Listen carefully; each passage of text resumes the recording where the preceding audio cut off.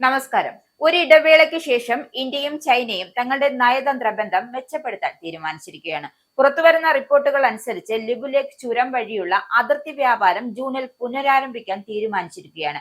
2025 ഇന്ത്യയിൽ നിന്നുമുള്ള കയറ്റുമതി 9.7% വളർന്നിരുന്നു. ഇലക്ട്രോണിക്സ് ഉൽപ്പന്നങ്ങൾ, ചെമ്മീൻ, പെട്രോളിയം, നെറ്റ് ഓയിൽ, ടെലികോം, ഘടക പദാർത്ഥങ്ങൾ എന്നിവയാണ് ഇന്ത്യയിൽ നിന്നും വൻതോതിൽ കയറ്റുമതി ചെയ്യുന്നത്.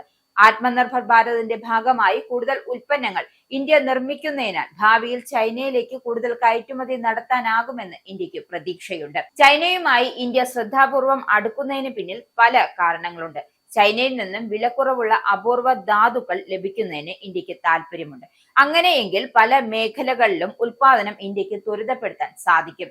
ഇലക്ട്രിക് കാറുകൾ മുതൽ ചില ആയുധങ്ങളുടെ നിർമ്മാണത്തിന് വരെ റെയർ എർത്ത് എന്ന് വിളിക്കുന്ന അപൂർവ ധാതുക്കൾ അത്യാവശ്യമാണ്.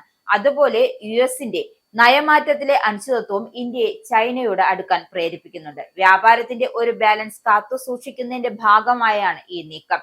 ഇപ്പോഴിതാ ഇരു രാജ്യങ്ങളും തമ്മിലുള്ള ചരക്ക് ഗതാഗതത്തിന്റെ കാര്യത്തിൽ വലിയ തോതിൽ ചെലവ് കുറയ്ക്കുന്ന പുതിയൊരു റൂട്ട് തുറക്കുകയാണ്. 2020 നടന്ന ഗാൽവാൻ സംഘർഷത്തെ തുടർന്ന് അടച്ചിട്ട ലിബുലേഖ ചുരം വഴിയുള്ള ചരക്ക് വ്യാപാരമാണ് ഇന്ത്യയും ചൈനയും വീണ്ടും തുറക്കുന്നത്. ജൂൺ മുതൽ ഇതിലൂടെ വ്യാപാരം വീണ്ടും ആരംഭിക്കും. ഉത്തരാഖണ്ഡിലെ പിത്തോഗഡ് ജില്ലയിലാണ് ലിബുലേഖ ചുരം. ഇന്ത്യ, ചൈന, നേപ്പാൾ എന്നീ 3 രാജ്യങ്ങളുടെ അതിർത്തി സംഗമിക്കുന്ന ഇടമായതിനാൽ സൈനികമായും തന്ത്രപരമായും ഈ പ്രദേശം ഇന്ത്യക്ക് അതീവ പ്രാധാന്യമുള്ളതാണ്. 2020 ഗാൽവൻ താഴ്വരയിലെ സംഘർഷത്തെ തുടർന്നുണ്ടായ നയതന്ത്ര പ്രശ്നങ്ങൾ കാരണം കഴിഞ്ഞ 6 വർഷമായി ഈ പാത വഴിയുള്ള വ്യാപാരം നിർത്തിവെച്ചിരിക്കുകയായിരുന്നു.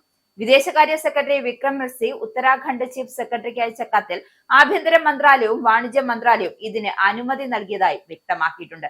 സാധാരണയായി ജൂൺ മുതൽ സെപ്റ്റംബർ വരെയാണ് ഈ വ്യാപാര സീസൺ നടക്കാറുള്ളത്.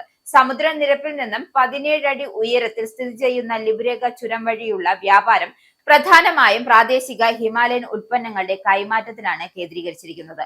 1954 ആരംഭിച്ച ഈ വ്യാപാരം 1962 യുദ്ധത്തെ തുടർന്ന് തടസ്സപ്പെട്ടുവെങ്കിലും 1992 വീണ്ടും പുനരാരംഭിച്ചിരുന്നു.